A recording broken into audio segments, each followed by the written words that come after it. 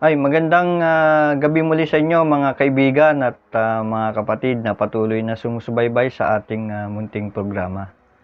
At tulad ng dati, tayo itatalakay ng isang paksa sa Biblia at titignan natin kung paano tayo makikinabang sa paksang ating tatalakayin. Ang ating tatalakayin na paksa ay may kaugnayan dun sa salitang katinuan. Okay. So, ano ba yung katinuan? No, kapag ang pinag-uusapan ay kahulugan na sinasabi ng Biblia. Bueno, yung katinuan, hindi ito yung basta lamang na hindi ka baliw, ano? O yung hindi sira ulo mo, hindi ganoon yun, ano?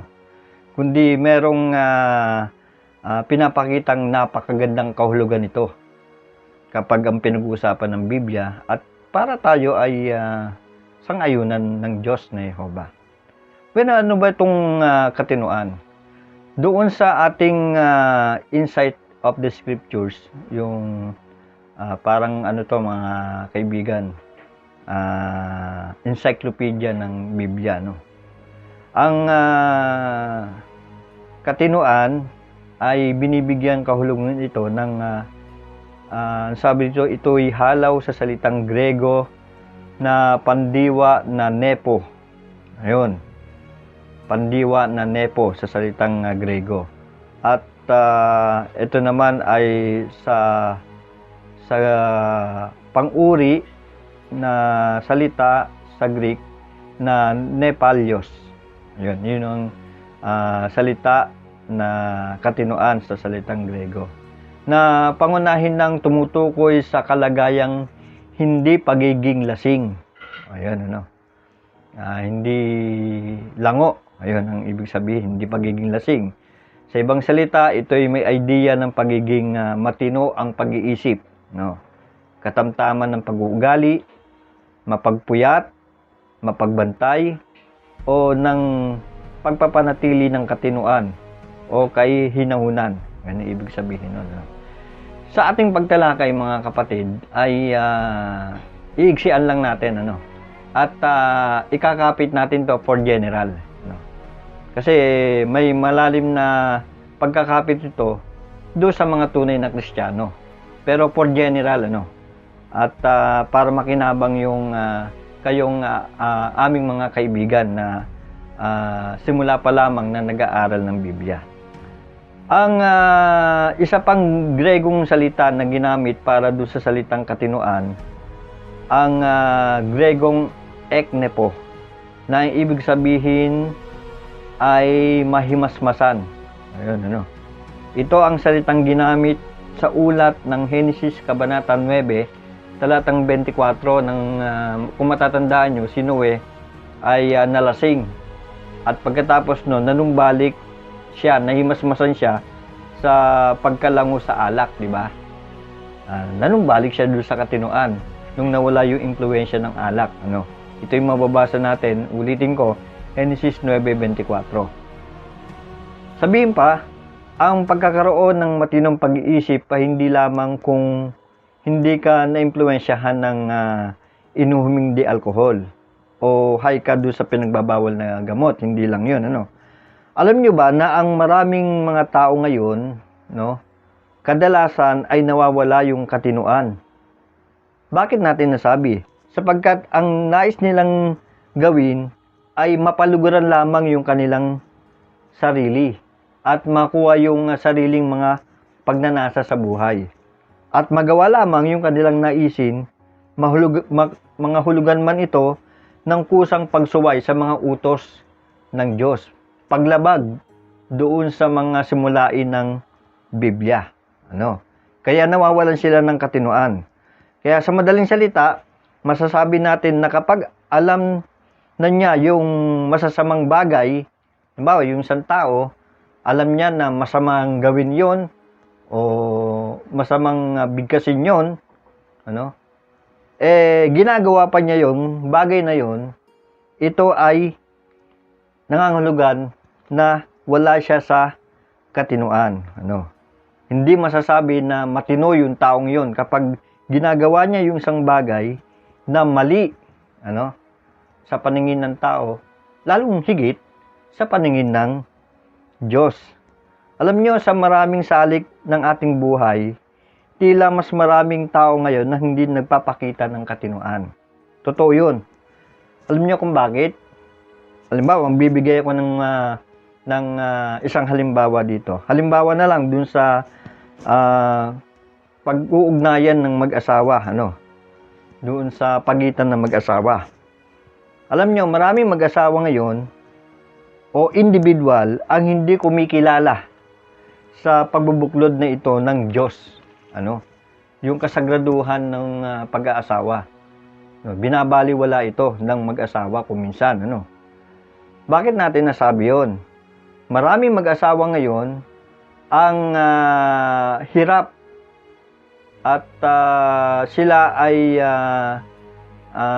binabaliwala nila yung kanilang vow o yung kanilang sumpaan sa pagitan nila. Kasi kapag nagsusumpaan ng mag-asawa, hindi lang sila ang nagsusumpaan noon, kundi nagsusumpaan sila sa harapan ng Diyos, na sa hirap at ginhawa sila ay magsasama, sila ay magtutulungan dun sa kanilang mga problema. Ayan. Pero alam nyo ba na maraming mag-asawa ngayon at maraming pamilya ngayon ang nagiging broken family. Bakit? Sapagkat sabi ko nga kanina, may mga mag-asawa o ilang individual dun sa mag-asawa ang hindi sumusunod dun sa kasagraduhan ng pag-aasawa. Kasi sabi doon sa Marcos 19, alam natin, yung ang pinagsama ng Diyos ay huwag paghiwalayin ng tao. Pero ano nangyayari? Dahil ang isa ay nagtaksil, meron siyang kinakasamang iba, o napapabayaan niya yung kanyang pamilya. At meron pa nagsasabi, merong nagpapayo, yung mga matatalino daw tao, nang sabi nila, kapag hindi kayo magkasundo, may maghiwalay na lang kayo. So, labag yun doon sa simulain ng Biblia, na ang pinagsama ng Diyos ay huwag paghiwalayin ng tao, hindi ba? So, doon pa lang makikita na natin na ang mga tao ay hindi matino sa kanilang pag-iisip pagdating doon sa pag-aasawa. Konting problema, hiwalay. Sa ibang mga bansa nga, di ba, may naririnig tayong balita na dahil lamang yung asawa niya ay malakas sumilik, diniborsyo niya yun. Meron tayong nabalitaan pa na kinasal nung umaga, pagdating nung hapon, hiwalay na. So, wala sa katinuan ng pag-iisip. Ngayon, ano pa yung ilang halimbawa ng isa ay walang katinuan? Well, marami yan tulad ng pagnanakaw. Yung mga tao ay nagnanakaw. Nakita natin at nababalitaan natin sa radyo, sa TV, sa internet, na palasak yung pagnanakaw sa gobyerno at kahit sa ilang mga bagay pa, sa ilang mga lugar. Palasak ang pagnanakaw. Pangangalo niya, katulad na yung sinabi ko na kanina, sa pagitan ng mag-asawa. At hindi pagtupad sa pinagkasunduan. Meron na silang pinagkasunduan, may pirmahan pa nga, nilalabag nila yung kasunduan nila. Mabuti pa, basahin natin yung sinasabi ng Biblia kung ano yung mga bagay na ginagawa ng mga tao para masabi natin na sila ay talagang wala sa katinuan. Unang Korinto, Kabanata 6, talatang 9 at 10. Ano ba yung mababasa natin dito? Pansinin niyo yung binabanggit, oh. Oh. Hindi ba ninyo alam na ang mga di matuwid ay hindi magmamana ng kaharian ng Diyos? Huwag kayong mapalinlang. Ang mga immoral, yan, sumasamba sa idolo, mga ngalunya, no? Lalaking nagpapagamit sa kapwa lalaki, lalaki nagsasagawa ng gawaing homosexual. Sa 10, magnanakaw, sakim, lasenggo, manlalait, mangingikil ay hindi magmamana ng kaharian ng Diyos. Yan. So, pansinin nyo, no? Inilatag dito ni Apostol Pablo yung mga bagay na kasuklam-suklam sa Diyos. Ayaw makita ito ng Diyos doon sa mga tao. Pero bagamat, makita natin, bagamat ito ay nakaulat sa Biblia, at maraming mga tao ngayon yung meron namang kanya-kanyang reliyon, binabase rin to sa kanila ng mga pastor, ng mga pari. Pero winawalang bahala nila ito. No? Kaya masasabi talaga natin na maraming mga tao ngayon ang hindi matino ang pag-iisip dahil ginagawa nila yung mga bagay na mali. O ano pa yung karagdagan doon? Pansinin niyo mga kapatid at mga kaibigan, yung binabanggit ng Galatia. Galatia 5:19 hanggang 21. Ano? Ito'y babala eh. Pansinin niyo, no? Sa 5:19 hanggang 21, ang sabi dito, madaling makita ang mga gawa ng laman. Ang mga ito ay sexual na immoralidad, karumihan, paggawi ng may kapangahasan, idolatria, espiritismo, alitan, pag-aaway, selos, pagsiklab ng galit, pagtatalo, pagkakabaha-bahagi, sekta. Sa 21, inggit, paglalasingan, walang patumanggam, pagsasaya, at mga bagay na tulad ng mga ito, gaya na nasabi ko na sa inyo noon, binabalaan ko ulit kayo na ang nagsasagawa ng gayong mga bagay ay hindi magmamana ng kaharian ng Diyos. Yan, ano. So, inisa-isa natin, ano, yung kasuklam-suklam sa paningin ng Diyos. At kapag yung mga bagay na yan, ano, alam nating mali, ginagawa pa natin, masasabi natin na wala tayo sa katinuan. At tama, ano, na yung mga bagay na yan, alam naman ng mga tao na mali, pero ginagawa nila. Kaya masasabi natin na ang mga tao, no, ay talagang walang sa katinuan. Ngayon, kung ginagawa natin yung mga bagay na ito, no, ikaw kaibigan, no, kung ikaw ay ginagawa mo yung mga bagay na ito na sinasabi ni Apostol Pablo, na hindi natin dapat gawin sapagkat ito ay kasuklam-suklam sa paningin ng Diyos.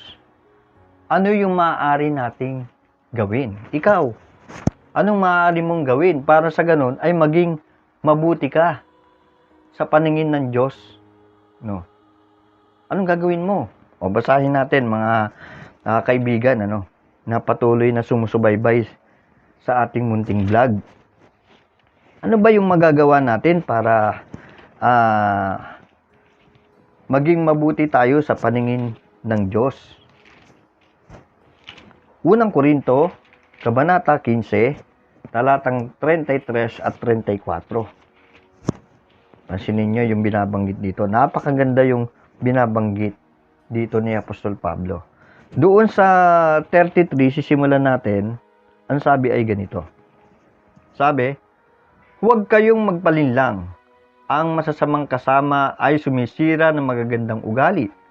Bumalik kayo sa katinuan at gawin ng tama at huwag kayong mamihasa sa kasalanan dahil ang ilan ay walang kaalaman sa Diyos. Sinasabi ko ito para makadama kayo ng kahihiyan. Ayan, ano.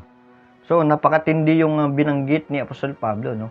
Kung ginagawa natin yung mga bagay na yun, ano, ituturing tayo na walang alam sa Diyos. Ayan. No, masakit, no, mga kaibigan, no, na tayong nagpapakilalang merong Diyos at sinasamba natin siya, pero ginagawa natin yung mga bagay na kasuklam-suklam sa Diyos, sinasabi dito ni Apostol Pablo na para daw tayong walang kaalaman sa Diyos. Tapos sinasabi ko ito para makadama kayo ng kahihiyan. Ayan. So kung talaga tayong nahihiya sa paningin ng Diyos, magbabago tayo. Ngayon, ano yung dapat natin gawin para makapanumbalik at makapagbago? Talikuran yung mga bagay ng kasuklam-suklam sa Diyos. Ano yung susi? Ang susi ay gawin natin yung nararapat. Ano yung nararapat? Kasi sabi na doon sa 34, para kayong walang alam sa Diyos. So, kailangan magkaroon tayo ng kaalaman sa Diyos.